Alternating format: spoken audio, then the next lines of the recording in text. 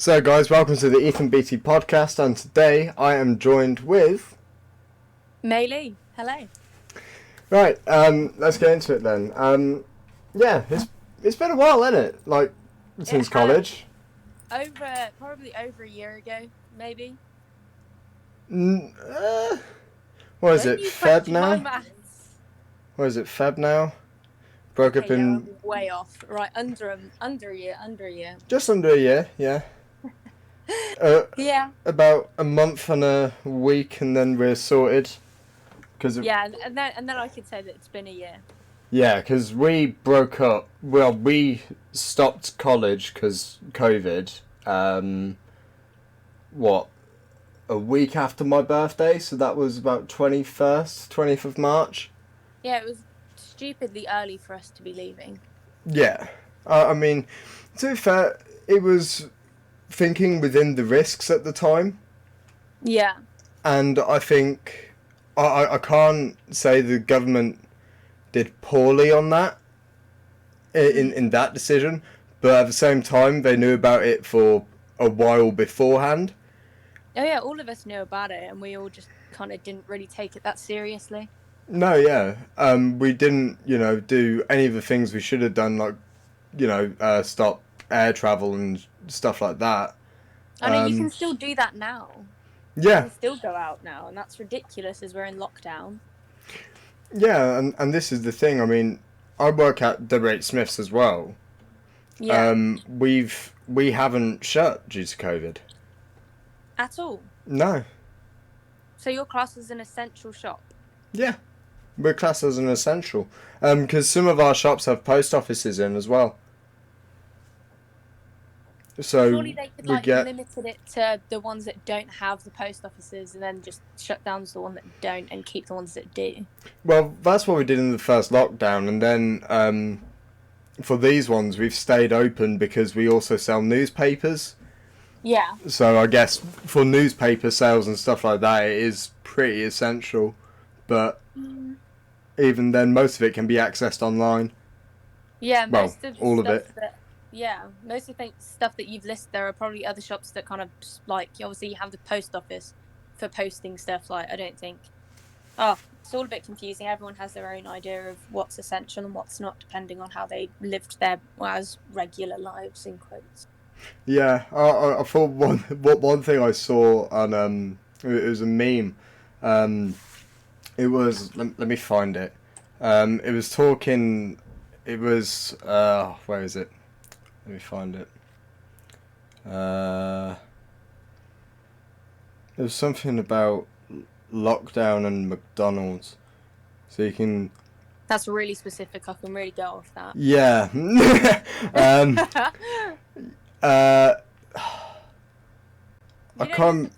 don't need to find the specific one. It's fine. That's annoying. I can't find that. No, it's quite a funny one. It was about how you can go to McDonald's in lockdown as it's an essential trip, but you can't go to work out. Yeah, I know. During a lockdown either, and surely you'd think exercise would be essential. I know. I wanted to bring up some of the points that you said in your other podcast. Oh, okay. We're getting on to this already. Into it right away, so beating around the bush. Well, I just thought it'd be interesting, because obviously the person that you had on in your, I think it was it your first, I want to call it a first episode, because I didn't know, or a first part or something. Was it Dom? Yes, was it Don Cherry? Yeah, Dom Cherry. Yeah, because the title confused me, because I was like, what the hell is a Don Cherry? Until I listened to it, and I went, oh, it's a person. Yeah, yeah. I see. Yes, Dom's one of my course mates from university. Oh, well, that's cool. Yeah. I just thought that it'd be interesting to have someone that didn't have the same opinions of you, because I found that both of you had, like, the same opinions, so it wasn't much of a... Mildly conservative stuff.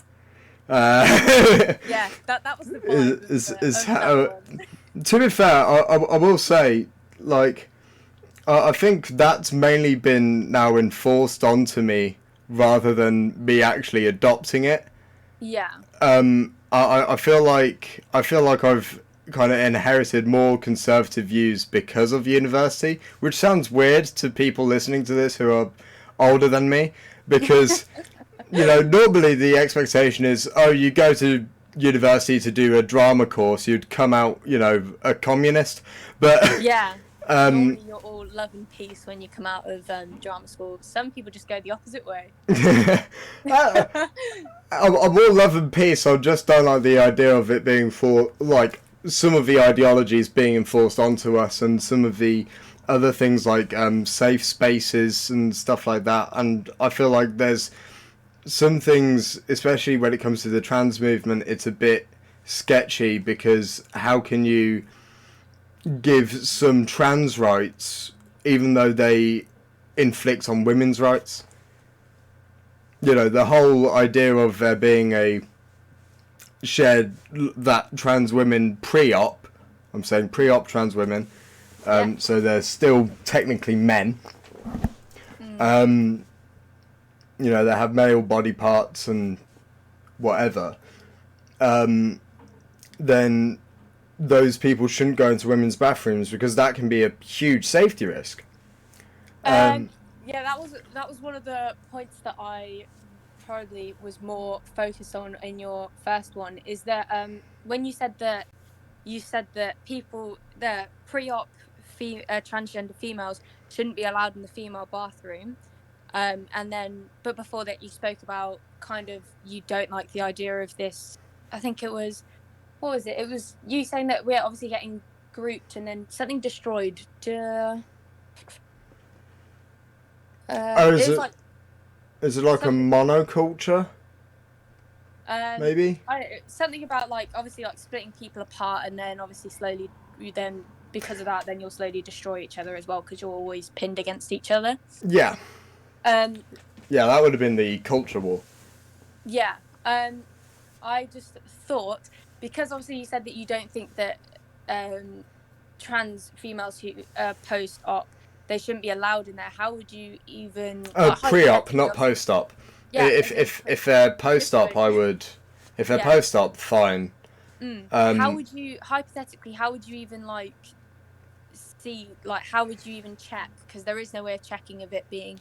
Because it would then be sexual assault, which is, in my mind, is way worse than letting someone who feels that they were born in the wrong body be in the bathroom that they deserve to be in. I'd do it like a card, so it says if you, so let's say it's just on your passport, it says your gender and your sex. Okay. So, and where it says your gender, and if you say trans woman, that in a bracket could say post-op or pre-op, and so if they are challenged about it, they can show that card, and that will be the one they use. The only thing I have against that is that the whole point of like being transgender, not the whole point, the whole thing of it is that when they're born, in their mind they don't feel that they are the body that they've been given. So forcing people that sometimes they can't afford to have that surgery, and some transgender people don't need the bottom surgery and they're okay with just having the top surgery, because it's daunting obviously to have someone go down in that area and then kind of change it, and it might be very daunting, and people sometimes just don't want that, and they're okay with just having the top surgery or not even having the top surgery. I completely understand that, and I agree with people who genuinely are going through gender dysphoria. Yeah. Who necessarily don't want to get the bottom surgery, but they completely identify as a woman. I genuinely feel for them. Because that's where it's just like, so it's actually more about their brain rather than just their body as well. And it's a difficult argument to have, because you have a lot of factors, and I think the one that I think, and I think the self-identification thing is a very risky one to be in, because you're arguing with people who are genuinely like that, but you've also then got to take into consideration how that can be exploited. Yeah. And I'm much more concerned about how it can be exploited because that is then putting a massive risk on the female population, which I'm massively against. In what way? Well, let's say... Does it harm them or, like... Let's say you've got terrible men in the world, as there are. Yeah. That's... there are terrible men in the world. Some of them who are potentially criminals and stuff like that can exploit it and be like, I identify as a woman. I mean, in Canada, there have been cases of this as well. But you can go into then a women's toilet self-identifying but still fully male and then have the potential to do whatever damage you want. Yeah. And I did get that point when you raised that, and I agree with that it is obviously, I don't think it's a huge risk. I think that it's just a difficult one. I don't think it's a huge risk. I think it's a very problematic thing which we shouldn't slightly open the door to, because it's just like, it's a bit like a Pandora's box. In one part, you get this massive empowerment from the trans community. On the other part, it can also be massively exploited by men. Yeah. And obviously, it can work like both way rounds. Like, women could just prance along into the male bathroom, but I don't think I don't think it would be right to tell the whole trans community, oh no, you can't go into this certain bathroom because of a few people that might exploit that and do something horrid that obviously shouldn't happen. And I don't think, like, it just shouldn't happen. Yeah, it just shouldn't happen. But at the same time, there's still that door of opportunity, and it's about how wide do you want that. But would you agree that it's wrong to say that to the trans community that they can't go into the gendered bathrooms that they would like to go into and that they feel that they belong? It is wrong, yeah. Yeah. But at the same time, you've got to weigh up the pros and cons and make a decision which will benefit all. Yeah. And if it's a case of actually you go further along and you make trans bathrooms, then that would also be a good thing. But then you're building bathrooms for I think it's less than 10% of the population, maybe even smaller than that. I just don't think that transgendered bathrooms are necessary, because most quite a lot of transgender people don't, like, obviously you can dead name them, you can, like, a lot of crime happens against transgender people, and I think having specified transgender bathrooms would create quite a lot of problems. Like, I think you'd probably get groups of people standing outside waiting for people to come out. You could potentially get that as well, which is another risk, where and it'd be better if there was a way that the trans bathrooms were safer rather than it being that. But, or, if there was a better way for trans people to use women's bathrooms without the potential risk of a dangerous male. Yeah. I just think that I just don't think there's a need for specific transgender bathrooms, and I think that there's, honestly, in my opinion, I think that there's a high risk of like gangs, not obviously proper gangs, but like groups of people hanging out outside of the transgender bathrooms waiting for people to come out, than obviously creepy men going into a women's bathroom. Yeah.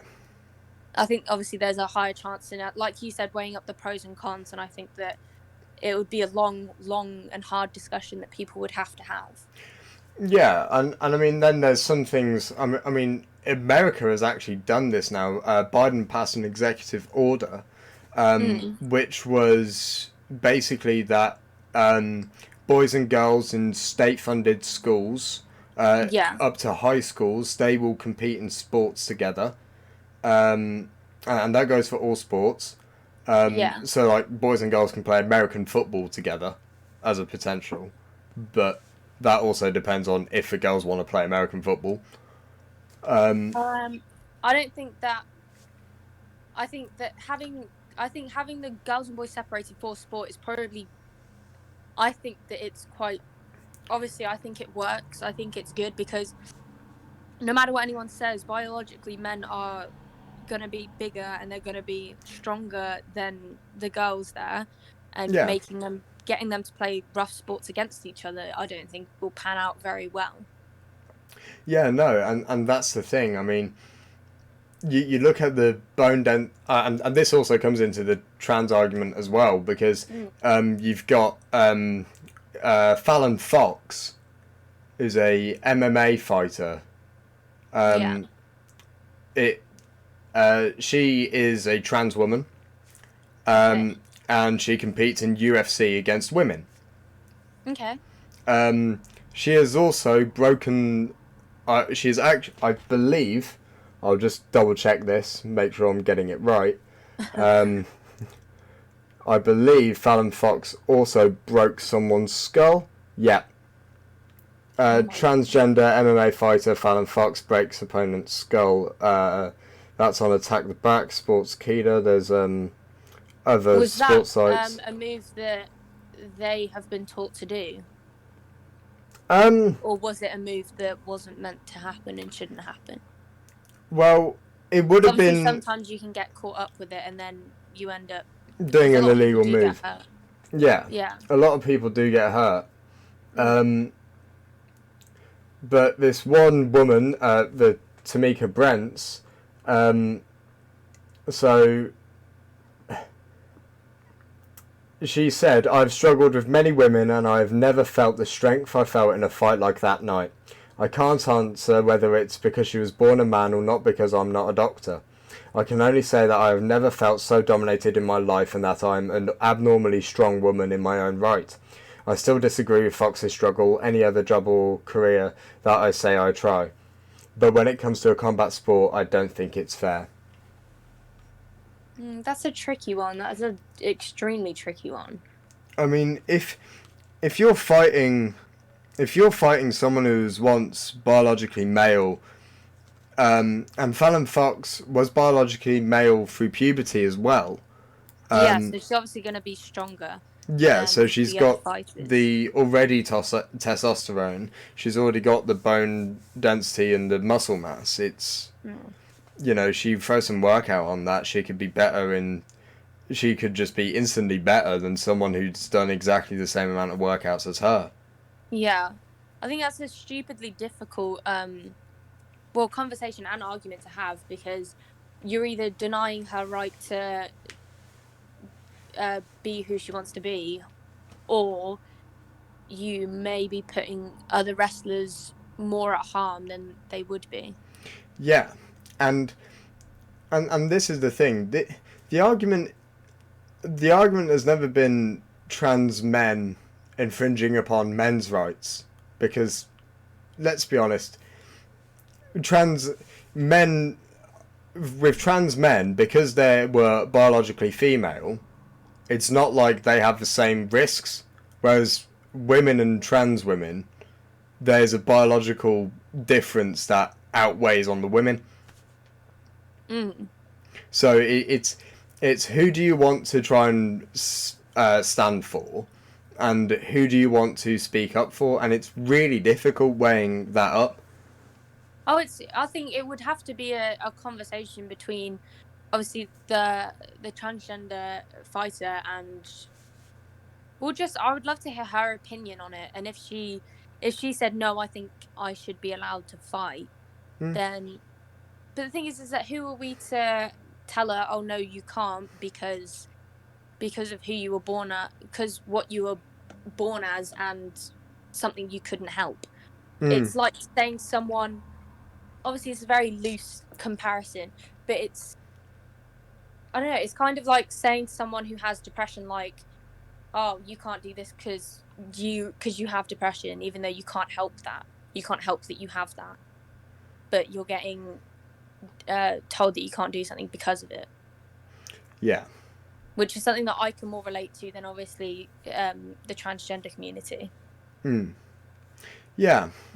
It's a hugely difficult one. I also don't like the thing that there was some other stuff in that thing that Biden passed as well about...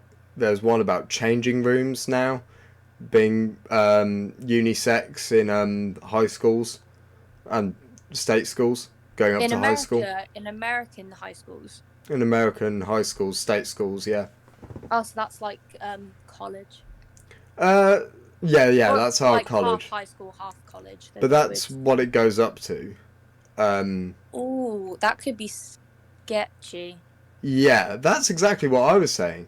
That's exactly my thought on it, because at the same time with that bathroom situation I just mentioned, America also has a problem with school shootings. Oh, hugely. Like, but they need to sort those out before the changing rooms, because that's children dying. Yeah, and the thing is, with that as well, you could argue from a school shooter point of view, if PE's on, just go to the changing room. That's where everyone will be. I don't think that's potentially in a far-fetched one, but that could.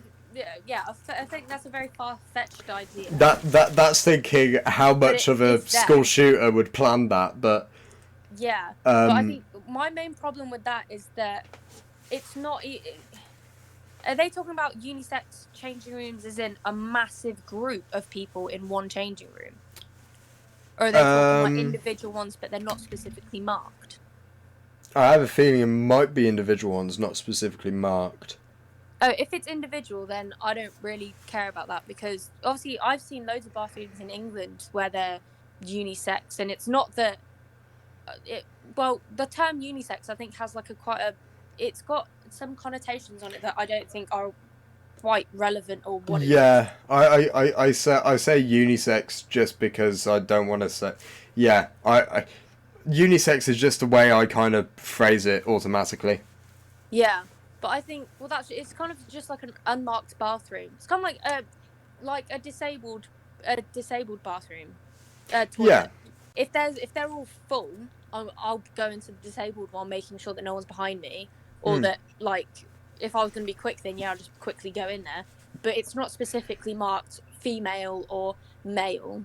Anyone can go in there, and I don't think that's a problem. I thought that if it was like a massive group and it was just unisex, then I'd be like, Jesus Christ, you're getting like adolescent teens in a massive room together. I don't think that's a good idea. But I think it will be like a couple of rooms where there are groups of people in there.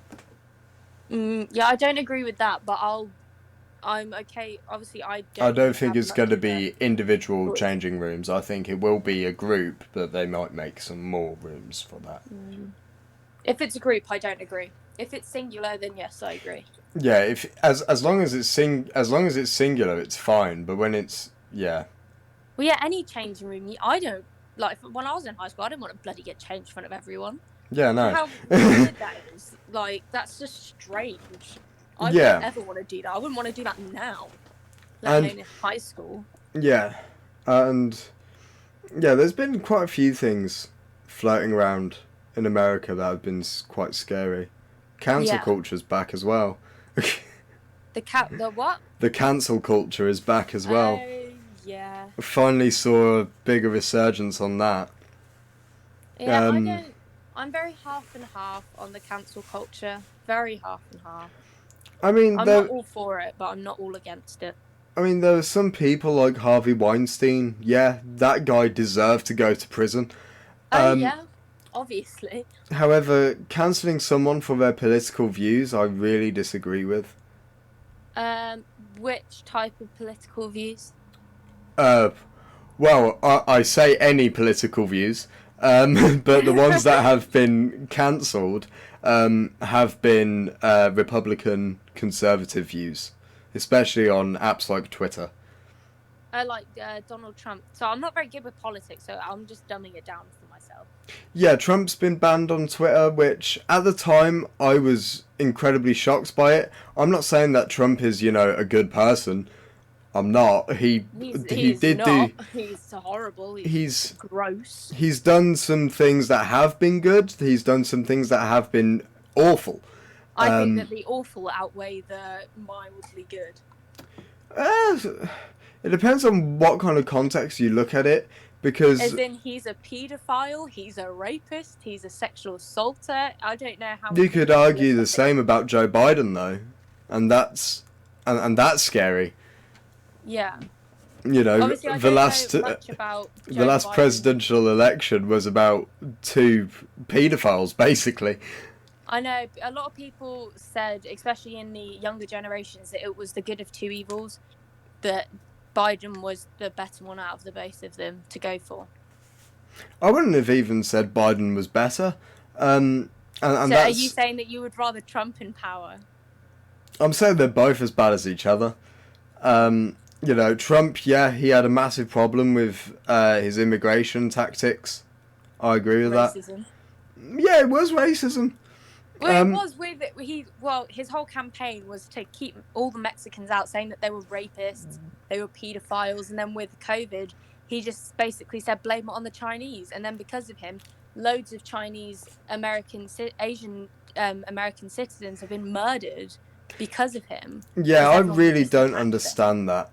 I really don't understand that. It's just it's insane. That is taking. Yeah, I don't like his supporters, and I don't like a minority of his supporters who are the racists.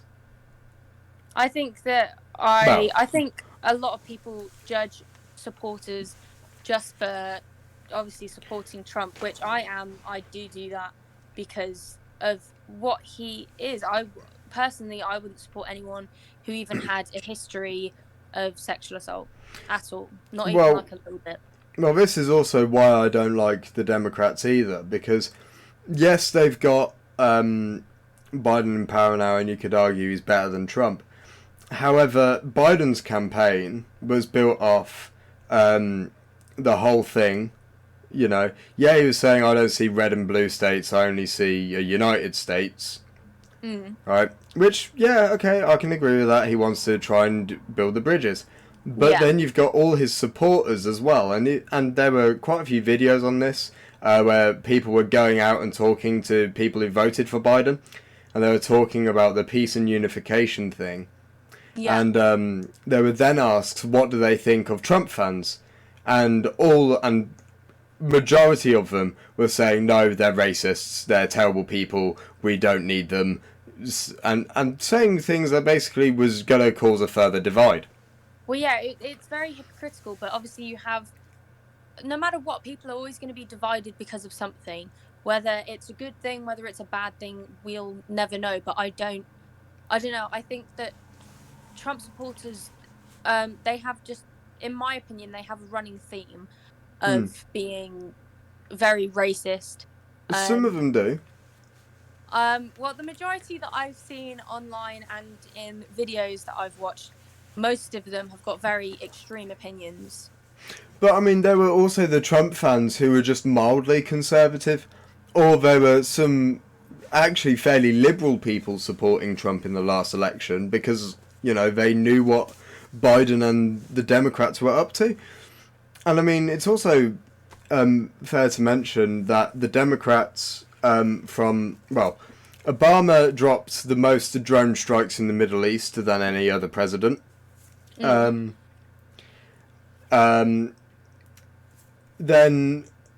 Biden's whole campaign was... I mean, do you remember the video of him saying, if you don't vote for me, you ain't black? No, I don't remember that. There is a video of him saying that. And there's also the videos of him sniffing children. Yeah, seriously, there's actually an image that circulated at one point where there's this, I don't know if she was Chinese or, I can't tell her ethnic background, but it was Oriental. Yeah. But he was sniffing her hair, and she was an 8-year-old, I think. She was pretty young. That is gross. Well, obviously, I think that's fucking disgusting. Yeah. Like, that's gross. I wouldn't sniff a baby unless it was for that fresh baby smell, but that's it. It's not for a creepy way. and then you've got his vice president as well, Kamala Harris. Yeah. Who made sure people were getting locked up for minor, non-aggressive drug possession. So stuff like cannabis, where they weren't acting aggressively when they had been stopped, it wasn't any type of violent crime charges. Yeah. She was making sure these people were going to prison for a very long time with a very high bail on. Now, as a country which legalized cannabis, not all these people were let go, and people have been arrested still with non-violent charges for worse drugs. And yet there are some states who've decriminalised it all and stuff like that. And I think where she was working as a DA and making sure people were going to prison for that long, which disproportionately affected the black community in America, it meant that a lot of black people were going to prison for a very long time to work, and also in prison they'd be doing jobs like IT work. Yeah, but they also did that at the BLM protest. Trump did that.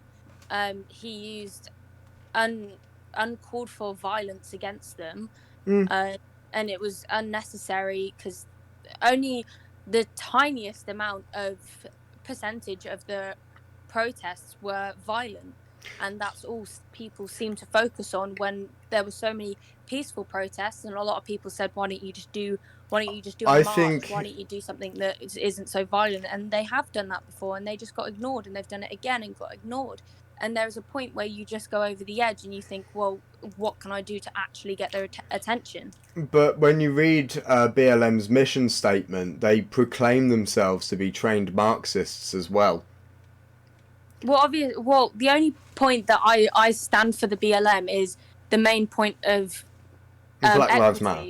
Yeah, the Black Lives Matter. The point that when I think of Black Lives Matter, obviously whether it's in their thingy or not, and what their mission is, when I think of Black Lives Matter, I think of equity and trying to get black people on the same respectable level as white people seem to be. I completely agree with that as well. I'm all for the things that black people are equal to white people in every setting. But I don't believe in the whole equity thing, and that's why not? Because I don't think people should get exactly the same. Right? It's not. No. It's getting what you need, isn't it? Yeah. Sorry. Yeah. So it's getting what you require. I don't like that because of where communist and Marxist ideologies have been installed. It's because it's not communism. It's not trying to say that everyone should earn the same, blah blah blah blah blah blah blah. No matter all that. Equity is people starting off with the same. Everyone should start off at the same point, whether. No matter what your background is, you should be able to start from the same point. So it's an equality of achievement. So yeah, because then if you work hard and say me and someone else, say three kids are trying to look. I saw this online, and I think it really helps you realize what equity is. It was 3 kids trying to look over the fence. The fence, and you couldn't, and they had to have the same size. They started off obviously with the same size box, and they couldn't see because one was shorter than the other. So the other one had to have a bigger box to even get on the same level as them. And it's it's stupid. And there was a test on YouTube that I saw, and this guy asked students questions like, everyone that was true to yourself, to your personal life, you had to take a step forwards, and it was all about a race, and if you won, then you got $100. It was in America. And it's a huge eye-opener, and then you realize how unfair everything is. And that's why because I did it, and I probably stepped forward once maybe, and it opened my eyes. And to be honest, it annoys me when especially with the Black Lives Matter, some of my family are ridiculously racist, and it's upsetting to see. Okay, I'll ask a question about that. Was one of the questions about the meal as well, if you've ever had to worry about where your next meal's coming from? Yeah, okay. I do remember that video. I don't think I would have got very far either. Yeah. Because there were some things that were like, okay, yeah, no, I can relate to some of these, but some of them not so much. So I probably would have got about a middle kind of standing on it. Yeah. But the thing I see is the thing where it comes from, where you start, the equity of opportunity. A lot of that gets misplaced to equality of outcome, where people get the same outcome, and I don't agree with that, because I don't think I don't think everyone should, it should be however hard you work in your life, however much effort you put in, should be how much you get out. Yeah, that's obviously that was my point on it, that we should all start at the same level, and however far you go is up to you. Nothing should hold you back. Like, me being Chinese shouldn't hold me back. People shouldn't push me forwards because of it. People shouldn't hold me back because of it. I should be treated just as much as a person who's next to me. But I don't understand people's mindset when they don't get that. Yeah. And I get that as well. I get the whole, you judge people off of what they can do over, it's, especially in the acting world, it's mainly about how good you are. We don't care about it. However, the idea that we can't have the idea that, because you are this or because you are that, you should be treated differently, I don't agree with that. And there's a lot of that going around in the kind of BLM movement as well, and it's a lot of anti-white, anti-this, and it's just like, hold on. Oh yeah, you can't make your you can't make your mission statement about peace and equality and stuff like that, but then have all this which just doesn't add up. In what way does what they do don't add up?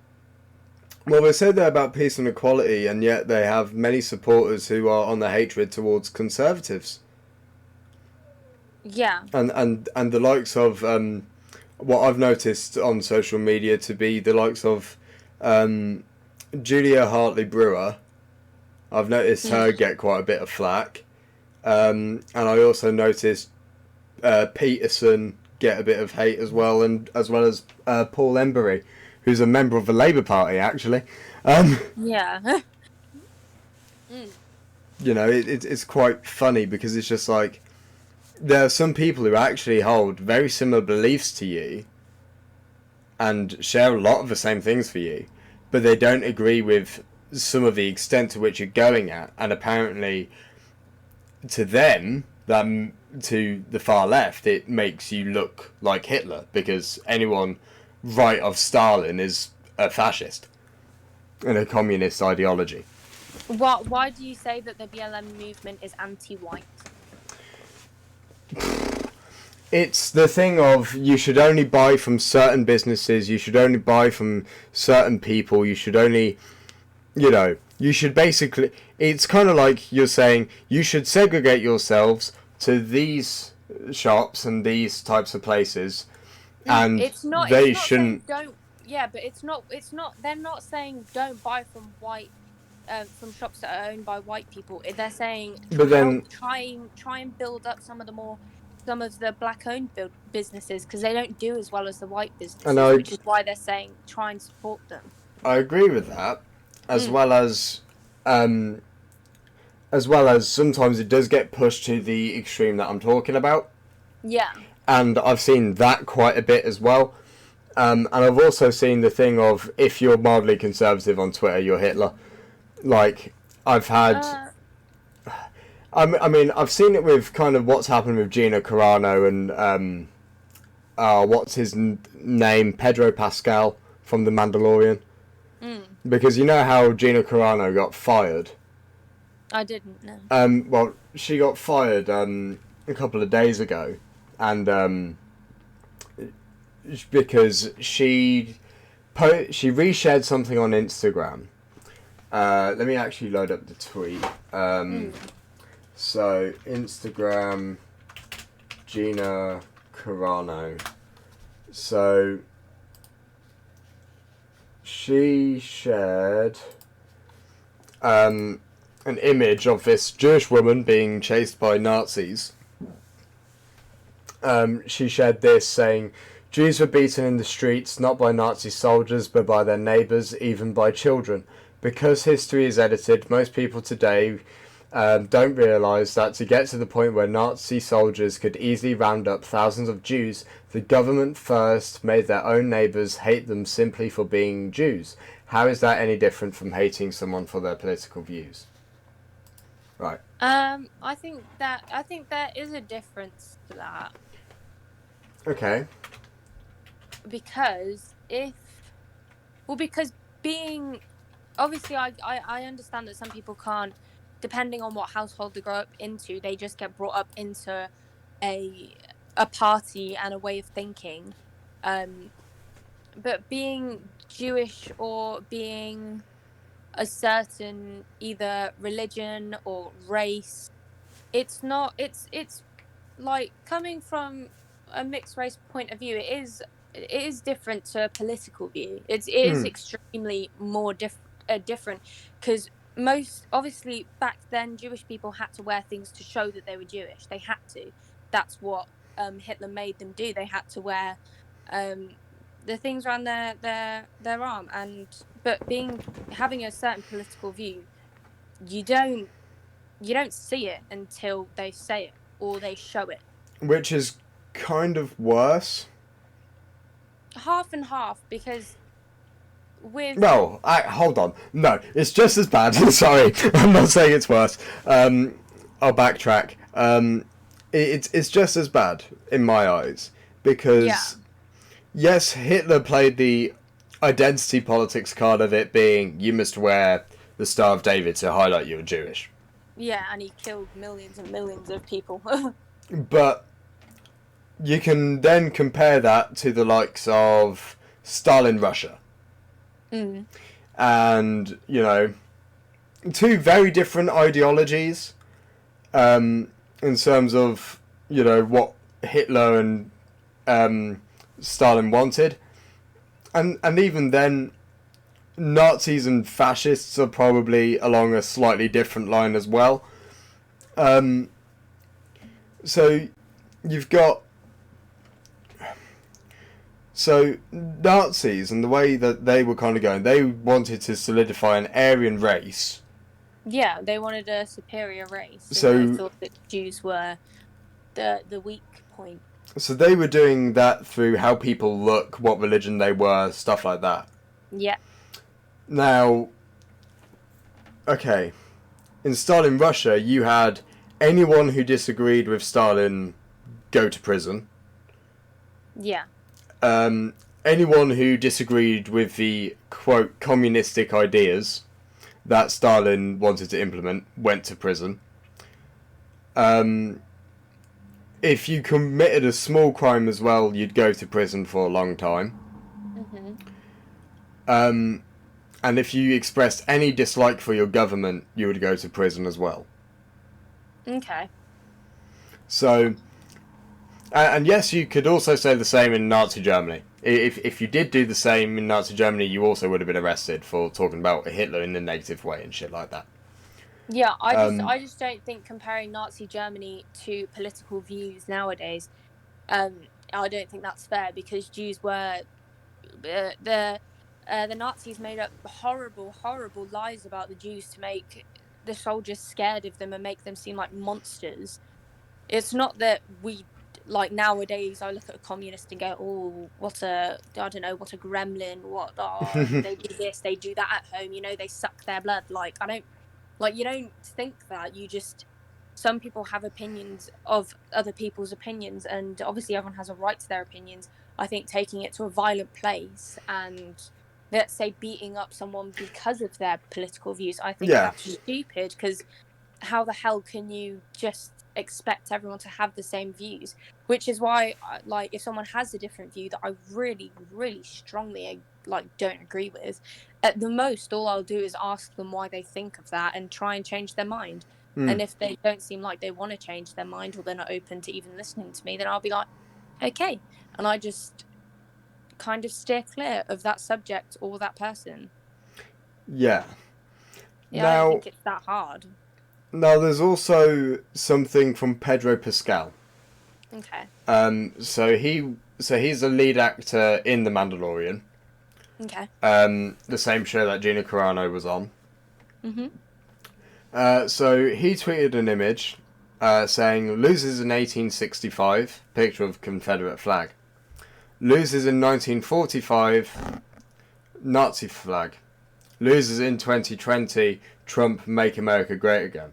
Now, don't get me wrong, he is right in terms of they are all losers, right? Yeah. The Confederates lost the Civil War, the Nazis lost World War II, and Trump lost the election in 2020. Yes. However, I feel that it could have been... if it was intended like a joke, then he could have done it with like an American football team equivalent to Spurs, because they never win anything. But are you saying that they use quite extreme groups and then compared it to Trump? And you could also argue the same in Gina Carano's case, that maybe she used a poor analogy, but I think both of them are horrid. And this is the thing, Pedro Pascal hasn't been fired. But Gina was. Gina was, yeah. What? Yeah. And Gina Carano has now been picked up by, have you heard of the Daily Wire? No. So the Daily Wire is a YouTube channel which is also got Ben Shapiro on. Oh God. So yeah, some of his stuff is actually quite funny. He does have a sense of humour at times. Like he did a Valentine's Day special a while ago. That was pretty good. Where he was giving dating advice. That was pretty hilarious. That was funny. And then, but yeah, so the Daily Wire is now going to produce a film for Gina Carano. For her? She's going to be working on a film that the Daily Wire are producing. About the second, I get. What, you know, the person that didn't get fired? Yeah. Was he... Wait, I'm so confused. Was he a Trump supporter, or was he saying that he's against Trump? He was saying he's against Trump. But he was also... He's also kind of picked out a whole group of... extreme things. Well, this is the thing. Who voted for Trump in 2020 wasn't just extremists. Yes, there were some extremists. There were some extremists on the left as well who were voting for Biden. Oh yeah, there's going to be extremists no matter what, no matter where you go, no matter what group you look at. There's always going to be a few. But then a lot of people who also voted for Trump, like a lot of people who voted for Biden, are just regular normal people. Well, yeah. Who didn't necessarily know who to vote for and kind of had to make a choice to who they would think would do less damage. Yeah, that's... So he's kind of grouped all those mildly conservatives, some very liberal people, into doing that. And and it's also quite weird because you look at history and the history between Democrats and Republicans, it's not as actually Democrats are so friendly. Like there were good things that the Democrats did, like I think one of them was end segregation, which obviously is a good thing. But the Republicans were the ones who fought to abolish slavery. Lincoln was a Republican. And the Democrats were against the abolition of slavery at the time. I get like... To be fair, both of them were against it, but Lincoln wanted the trade deal. Democrats have never been interested in trading with the UK. I've noticed it's always been kind of, oh, no, we don't want to trade with you. I just think that, look, I think it's, seen that a lot. honestly, it's important to look into history and what some parties have done. But I think it has changed because I think, well, personally, I think that Donald Trump has put a bad like name to conservatives, honestly. Yeah. Like, if you ask anybody, well, most people, if you say, oh, what do you think of Trump? They'd be like, oh, disgusting, paedophile, which he is, and I don't like him whatsoever. But I think that he has put an even worse like look on conservatives. It's weird though, because at the same time Trump's been nominated for, I think, at least one Nobel Peace Prize. For doing what? It was one of his peace agreements in the Middle East. It was between Israel and somewhere else, and then he had another one with North Korea. I know he signed 3 major peace deals, which would have got him at least one. I don't know, but he did nearly start World War III. True, that thing in Iran was really weird. No, but that was insane. He's a president. He shouldn't be doing that. He should be doing it professionally, not over fucking Twitter. He's not a 10-year-old. I agree. Politicians should do it in a meeting, not over Twitter. Yeah, but like, I think that was insane. I think that was part of his ego, though, as well. I think that's part of the... I think that's what some people liked in Trump, that he was kind of so open with it. Yeah, but he wasn't a politician. No, he was a businessman. Yeah, but that's why I don't think he should have ever been in power, because he was a businessman and that's what he was good at. I know. Ronald Reagan was an actor. Yeah, I don't think he should have been president. I think a lot of bad things have come out of it. Yeah, a lot of bad things have come out of it, but also there was the potential for a lot of good in terms of trade with us. Yeah. Which, I mean, as a British person, it's weird to look at America because you do have the look of who benefits you as well. Mm-hmm. And I think, and this is why, if I was American, I would have voted for Trump. I would have voted for Trump because I would have agreed more in terms of the law and order that was needed when it came to some of the big riots that were coming down. No, but you've got to think about the citizens and what they would have thought about it. Yes, obviously the Trump supporters would have supported Trump going back into power, like no doy.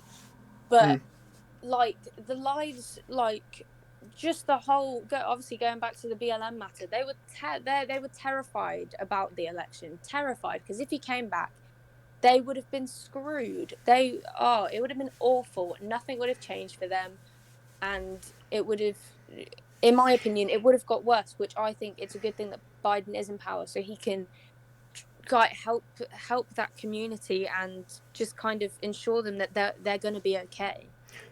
But at the same time, Biden was also saying I mean, the whole thing about if you don't vote for me, you ain't black, I was just disgusted by. You shouldn't say that, obviously. Yeah, that was just like, really? You're just... Okay. And Trump did a bit better out of for black voters for that. His numbers did go up. And the thing is, the thing I didn't like about the Democrats and the left, they were also supporting, like, they were getting a lot of money off BLM. Which actually is what I hate most about them. Is BLM gave all their money to the Democrat Party. Yeah. like, And they raised, what, I think it might have been in the billions at one point. Yeah, I would imagine so. It was amazing. I'll just double look. BLM money. Oh, this is, yeah. But, Jesus. But would you really want... Obviously, you said that if you were in America, you would vote for Trump. But you have to, like, coming from, like, any of the diverse communities, like LGBT plus community, the Black community, the Hispanic community, the Latino community, the Mexican community, the Asian community, all of them would have been like, I don't even know what would happen, but they just wouldn't. None of them would have felt safe because he was so homophobic. He was racist. He was sexist. Like, why would you even want someone like that in power?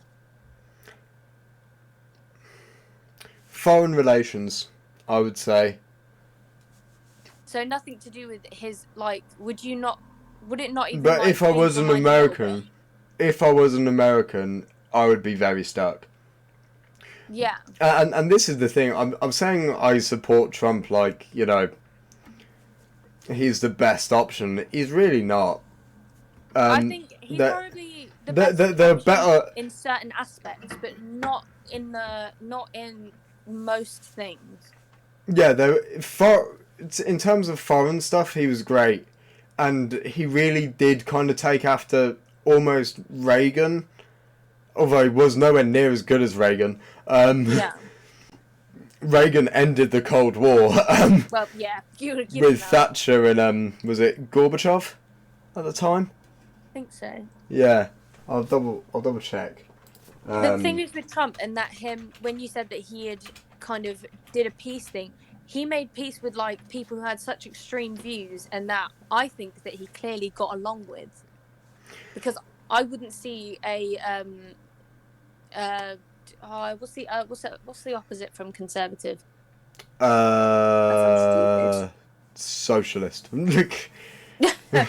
Well, or liberal. Trump, I don't think would have been able to do it because they don't have such.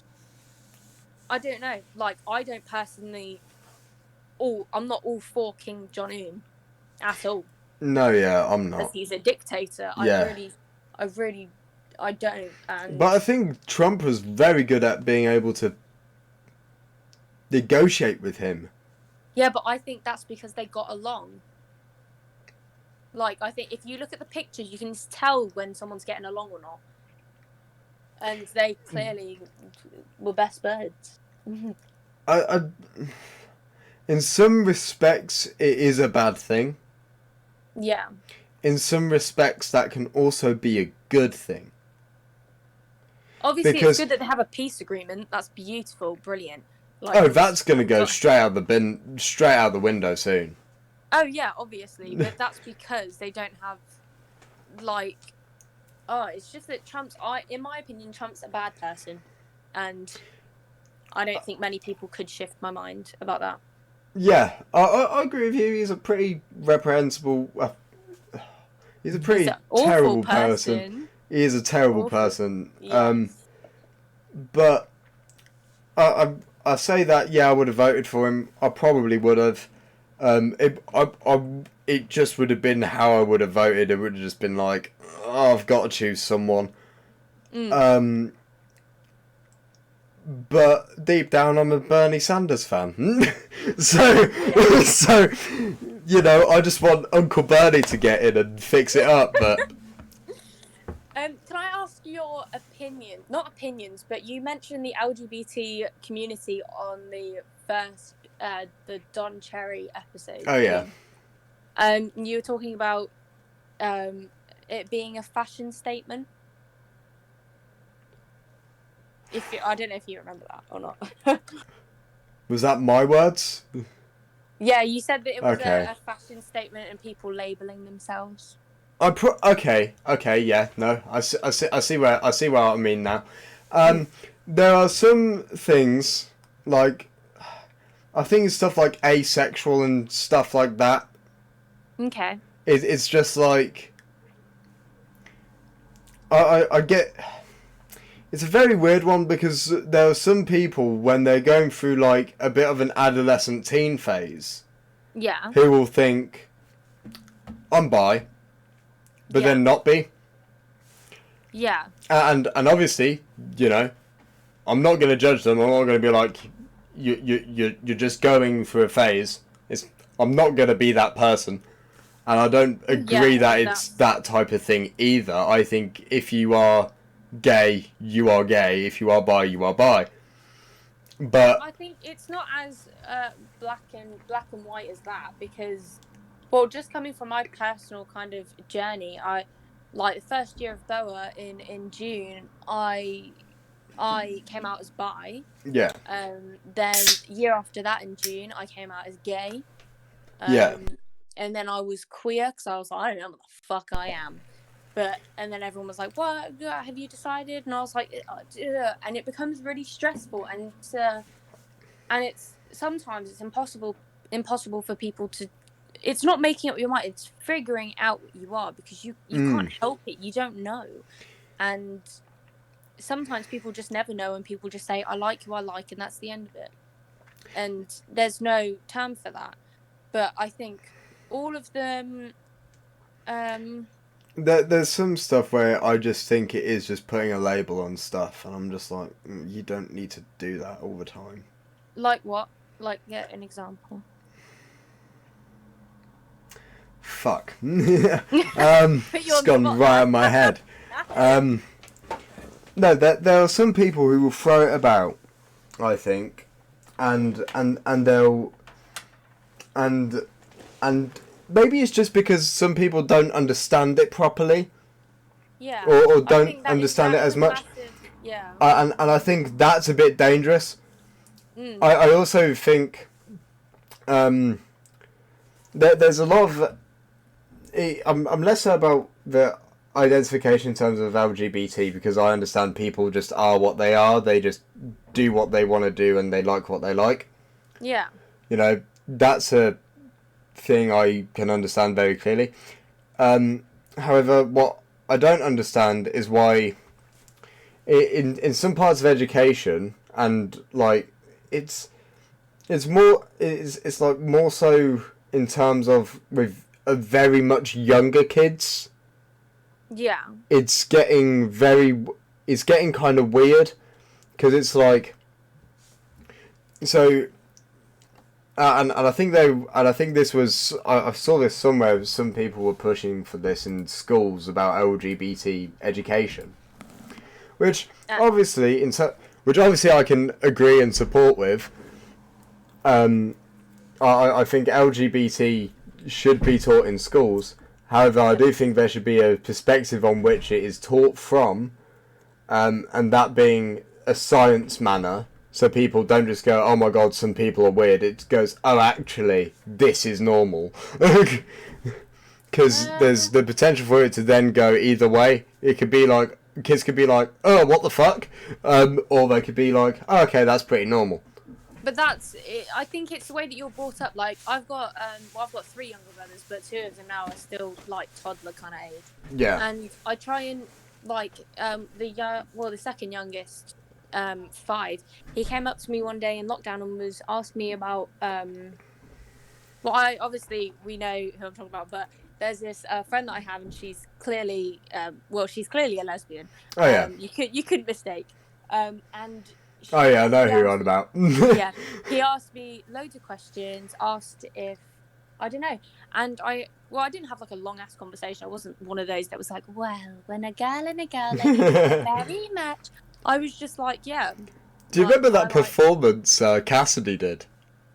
I just sprung into my head in year 12. Which one? The devising performance with Cassidy.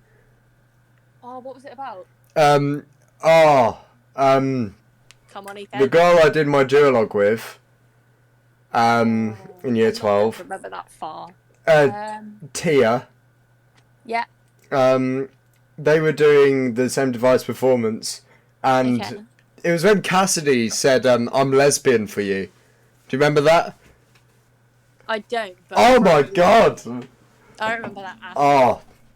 No, yeah. I'm a lesbian. That cover, because before that there was the scene where you had Tia explaining what a lesbian is to Cassidy, yeah. But because it was just like when a person loves someone else very much. I remember it now. I remember. And then Cassidy walks in the next scene. It was class. It was brilliant. It was good. But like, I'm completely blanked. What was I saying? We were talking about... Oh, yeah. So he came in and I just kind of said, well, yeah, boys can love boys, girls can love girls, girls can love boys and girls, boys can, like... And it doesn't have to be this deep conversation. It's Yeah, making it the normal for them. And as soon as I said it, he was like, oh, okay. And then yeah, sometimes he'll joke about it and I'll be like, it's not like that's... Like, when I was younger, it was normal to go, oh, that's gay, make it like a bad thing. yeah. Everyone But used to like, do that. yeah, but obviously when he says it now, like, I just remind him that it's not okay to say that, and you shouldn't say that because it's kind of just common sense now that if a child, it's just educating your children, making them aware that there are people who like certain people, who do certain things, and it's not weird, it's just what people do, and it's not something to be grossed out by. And like last time you said that you were talking about the sex education and about teaching gay sex or lesbian sex. Oh, teaching about homosexual sex in education, I think is perfectly fine. I completely agree with it. As long as it's from that biological standpoint, because the thing is, biology does have an answer for that. It does have like homosexuality is also very vivid in the animal kingdom as well. Yeah. It's a way that it's just a way to keep population down. That sounds horrible, but in a biological standpoint, it makes sense. But can you agree that that it's not? Like, it's not someone's made people gay to... Oh, no. I don't agree it's people being made gay. I believe those people are born gay. I believe they are, naturally attracted to people of the same sex as them. I'm not disputing that at all. But, people... This is actually my case for people who are, like, homophobic to stop being homophobic. It's just being like, look, it's just something that happens. Get over yourself. Yeah, I don't get that. And even with the the whole Christian thing, that quite a large majority of Christians are homophobic. Oh, is it the one where it's a man will not mount lay with man? Yeah. They changed it because originally it was man shall not lay with boy, which is paedophilia. Yeah. And they changed it because it didn't fit what they wanted to say. Yeah, because it's weird looking at history and homosexuality, because there were some places that were so loose with it, and then you have like Europe and like mainland Europe and kind of where the UK is. Yeah. But then you also date back to like ancient times in Scandinavia. Homosexuality was there. Homosexuality was also very common in ancient Greece. Homosexuality has been around forever. It's always been there, but people don't like it. People think it's weird, and so they just don't do it, and they just push it down. It's because it's because the impact that the UK has had kind of everywhere, and the spread of Christianity, and, well, all sorts of religion. It's always been used to go, oh, actually, but if you don't have gay sex. It's like, it's a bit odd. Maybe let's not do that for now. We'll touch back on the subject. Yeah, you don't want to look at basically your own parts on another person. That's basically for your whole life. That is basically saying that the people who wrote these religious books probably tried some of the sins. Oh, definitely. And they were like, oh, actually, I found that repulsive. Everyone else must do that. There's no interest for you here. Just two straight guys just going, right, just slip it in. It's all right. It's all right. Breathe. And they'd go, no, I don't like it. No one should do this. This is right. And then the other one's like, oh, I actually quite enjoyed that. And he's like, no, I must stone you to death. Like, you're wrong. Push it down. Marry a lady. Do it with a lady. No, but they... The whole thing with AIDS, like years ago, they compared, like some places compared AIDS to COVID and how it was publicised in the media, and it's quite shocking. Oh, how God, yeah.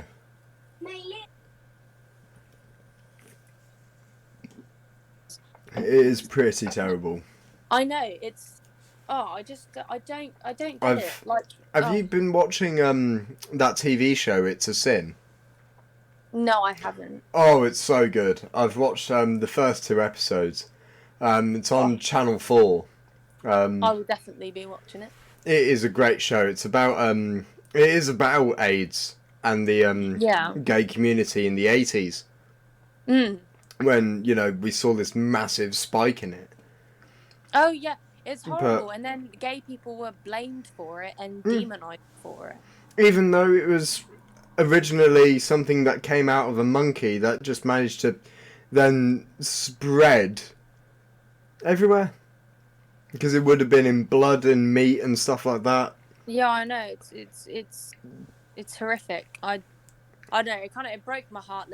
Like reading the headlines and comparing them. Yeah. So sad. Yeah. And I really, and it is just terrible that it was just so out of hand, so widespread.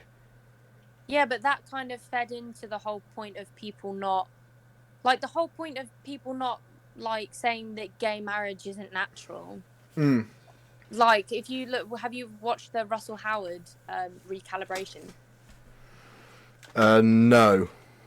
So obviously it's a comedy show, but he does touch on really serious topics, and I quite love it. Mm. He said someone heckled him, and he was talking about gay marriage and how he'd quite like to be gay because he thought that it would just be easier because he knows how to, you know, if a guy comes back grumpy, then he knows how to fix that. And then it was just so funny. But he said that when he saw someone shouted out from the audience, "Gay marriage isn't natural," and he said, "Well, marriage isn't natural. You don't walk across like hippopotamuses getting married, do you? They just fuck and then walk away, don't they? Like, some of them just bang and go, innit? They just leave it, and then the mother just does everything." Yeah, getting married is such a human thing. Yeah, but it's so weird. If you look about the traditions, like a father giving away a daughter is like giving away her as like a possession, and having the veil and lifting the veil is unveiling her face to God for His approval. Yeah, I don't like the Christian fucking celebration weird. of it. It's so strange. That's why I'm getting married on a beach, and my mother is giving me away just to fuck everyone over. And they can all stare at my beautiful wife at the end of the aisle and go, "What the fuck is going on?" That is my plan. That is brilliant. Thank you very much for that for a while. No, I think if I was going to get married, I'd definitely do it on a beach. I don't like traditional weddings. No, I'd confuse everyone. I'd rather I'd rather just be on a hot beach in the Bahamas. Mm-hmm. Yeah. Just casual, bunch of mates, family. Yeah, that'd be great. The plan. That is the life. So all my friends are gonna be seeing you're invited to the Bahamas. They'll be like, "What the fuck?" In the future, just be like, "What the fuck?" You'll be like, "Come along," and you'll find out. Oh. No, well, have you been finding your gap year then? Quite well. Obviously, there's been some ups and downs, and I've got like really down, and then I got really up, and I was like, whoop, whoop. But I've done all the auditions. I'm just waiting to hear back from loads of them. And because of COVID, it's taken flipping forever. Like, oh my God. Oh God, COVID has really screwed everyone. I know, but I quite see it as a blessing in disguise, because in January I was not in the best place mentally, and I was in no state of mind to leave home and be by myself. No way should I ever have done that. So I quite like how I was forced to stay at home. Yeah, I quite like that I've gone to uni. It's taught me a lot about myself. It's also taught me how to live independently. Yeah. So much so that like I feel like I could probably live in my own flat and completely manage it. I think it really preps you for life by yourself. And then I think as well with uni, it's good for all those life skills as well, but it also teaches you how to think a lot. Yeah. And I mean, I've had to deal with, the Marxists in my lectures. Mm. It's just how I call them now. One of them Yes, it's a great probably... nickname. They'll probably end up listening to this at one point and then realise I refer to them as the Marxists and get offended. Maybe, I don't care. maybe. We'll see. I don't care. They have openly admitted their Marxism to the class, so I think That's it's a fine, fair maybe shot. you call them that. But yeah, I do find it a little bit ridiculous when I'm learning about how evilly capitalist theatre is. Don't even start on that. Oh, no, seriously, that's what they try and tell me about. It's just like, there's so many people above you as an actor, you're basically just a pawn. And it's just like... God, well, ways to fucking push you down. Yeah, and they're basically trying to say, if you ain't rich, you ain't gonna get anywhere. It's just That's like, so fuck sad. off. That's such a sad thing to say. It's just like, hey, technically, if you looked at my situation when I was coming into the world, it wouldn't have been university and stuff like that now. Exactly. If I judged it from what I was born into the world with, I wouldn't have even gone to BOA. Exactly, yeah. It takes a lot of hard work. To get, yeah, I And, get and this is the thing, I don't believe that anyone is disadvantaged from opportunity at the moment. I don't feel... everyone's quite... I don't think everyone's the same, but... I think everyone's quite level. But and I do think that there are going to be some people who need to work harder because they have less. Yeah, obviously there'll always be that, and the only thing that rich people I think can do to help is just kind of look out for us little guys that need some help. I don't necessarily say I'd agree with that either, because I think rich people have worked just as hard for what they've got as we are working hard to try and make our money. Yeah, there are some people who are born with it. But they also need to make that money last. And that's also a very challenging thing. Not always. If I was born into a really rich family, like say my parents was Will Smith and Jada. Oh God, yeah. I don't think I wouldn't have to really worry. But you need to worry later in life when you're an adult. That rich people always have to work hard, because yes, some actors do build themselves up from nothing, but like Will's kids and Jada's kids, like they've been brought up with loads of money, loads of opportunities. They know loads of thousands of people that can get them anywhere. I mean, Willow had a fucking hit single, like one hit wonder, and then Jaden's been able to tour with his music. Like, I do think it's unfair, but there's not much that... But do you feel like that's just fame they've carried down from their parents? Yeah. Because I don't think any of that is earned themselves. And that's why I don't think they're anywhere near as successful as their parents. Well, yeah, I know, but they'll have enough money to bloody sustain them. Plus, they'll get it in the will. So no matter what, I think they'll be okay. I don't think by the time they're 80, they'll be on the streets. No way, they'll be in a bloody mansion. They'll be fine. No, and this is the thing. They've been lucky to capitalise on their things so early, because they've already kind of got their careers started now. It's worked out. But even then, you've got to rely on after, they're out of Will and Jada's thing. They've then got to be like, right, we've actually got to be our own people. And I know, but if you're realistic, I don't think they will run out of it, to be honest. I don't think they will. If you see how much Will is worth and Jada put together, they're fine. Yeah, I mean, if I was Jeff Bezos' kid, I'd be sorted anyway. I mean... Exactly. You wouldn't have to worry about a lot. But, when it's a job that isn't like your shareholders or, business owners and stuff like that, I think it is very much more difficult. Yeah. Because, you could be an actor's kid and then, you could get featured in some big movies, but because you're just not good enough, you don't actually make it as an actor and you just kind of live in your dad's footsteps, which I think from a success point of view would massively undermine you as a person. You wouldn't actually feel like you've succeeded. Because obviously you want to build up off what your parents have done. Yeah. I get that. Yeah. And I mean, part of the thing as well with my uni lecturers, it's just like they're talking about, you know, if you're not rich, you can't make it. But you know, they're also saying that having worked very hard to get to the position they're in anyway. Yeah. And it's just like, well, hold on, no. If I'm not rich but I've got my education, I could end up doing your job, which also makes a lot of money, and I won't be as miserable.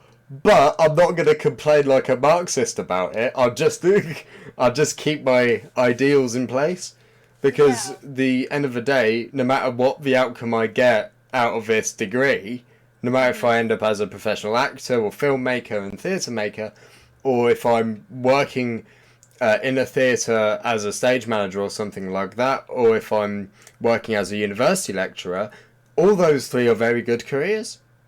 They are. And they take a lot of work and a lot of training in order to work in. Yeah.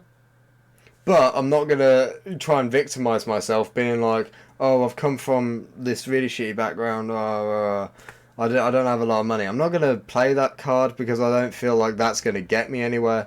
The place that's actually gonna get me somewhere is thinking I'm gonna do as much as I can in order to try and build up this platform that I've got. Yeah, it's putting your dreams first.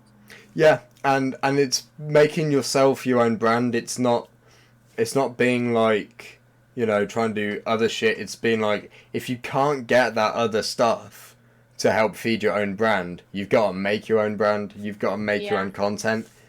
You know, you've got to do as much as you can. Yeah, it's just difficult though. Yeah. Yeah, it's hard as hell. One thing I found was pretty good during the lockdown was writing some scripts, like some monologues. Yeah. Like I've wrote quite a few of those. Still got a few to film. And then I've got to get back to writing, and then you should do it again. Yeah, I should hopefully have something coming soon. I've got like this idea for 4 different monologues that all relate to the same kind of theme. And then I've got some other ones which are little spin-off ones that are quite short, quite nice. Yeah, that sounds good. Yeah, I had. Do you remember Orion from Boa? Lower year. Yeah, lower year. Yeah. Yeah, I've got him on a short film. Ooh. That I'm currently editing. That's nice. I want to see that when that's done. Yeah. Yeah. Me and my mate Luke. He handles all the camera stuff, and then we work on it together to try and edit it. Yeah. Yeah. It sounds like you got a little team as well. Yeah, it's pretty good, and the thing is, I'm really thankful I went to Boa for that reason, because it is just like, oh my god, contacts. Exactly. It's just like, I don't want to do, because I could have just written one for myself to do, and then I could have done it, and I actually did that for the first one, and then I was like, I don't want to do this for myself. Yeah. You know, it's actually a lot harder for me to get myself to a role that, you know, I could do.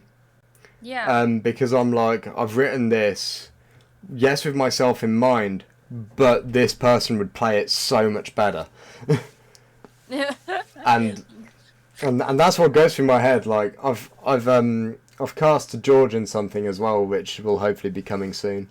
But I need to get that filmed as well. But we need to work it round with COVID and everything like that. Yeah, you can get COVID tests and everything. Yeah. Yeah, we could easily do that. Yeah, that sounds good. But it's also the hard thing of getting to filming location, and making sure we're both in the same place. Yeah. Because he's going to drama school. Yeah. I can't remember was it Ulra? Yeah, it's Ulra. Yeah. Yeah. Alra. And I'm in Lincoln, but when I'm back at home, I'm in Stoke now rather than Birmingham. Okay. So, yeah, it's weird. Telling everyone your location. It's not very safe. Yeah, to be fair, I've already had it baited out on a different YouTuber's live stream. Yeah, my dad started doing. Oh god, this is now baiting out my dad for this. So my dad has started doing face swaps. Yeah. Of people onto like characters from movies and people in like music videos and stuff. Yeah. So my dad's been doing quite a few of those for Trigonometry, which is run by Francis Foster and Konstantin Kissin. And he did one where it was the Chinese president on Nicki Minaj, and they showed it, and as a joke they said, "Okay, China, please do not hunt us down. This guy's name is Alan, and he's from Stoke. So if you want to bomb there, go ahead." So I've already had my location baited. Yeah. Thank you for having me on here. Yeah, no problem. This has been great. Yeah, no, very educational. All right. Thank you guys. This has been the Ethan Beattie Podcast, and I'll catch you guys in a bit.